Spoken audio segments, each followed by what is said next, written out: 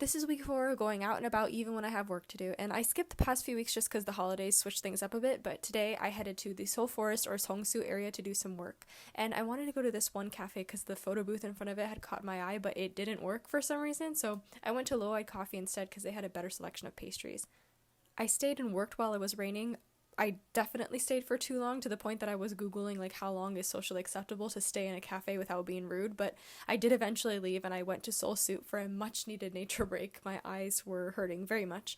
And I was hungry, so I grabbed some snacks at the nearby convenience store and I admired the forest. But as I was doing that in the 59-degree weather, it became abundantly clear to my SoCal born and raised ass that I would seriously need to expand my limited wardrobe for the cooler months.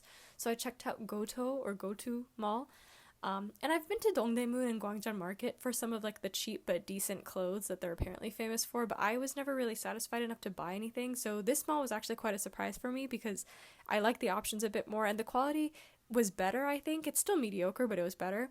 I don't think I'm the best shopper because I tend to like mull over a piece for weeks before I actually buy it, so it doesn't really help in these situations where I kind of have to make a decision pretty quickly and it makes me feel like a reckless consumer.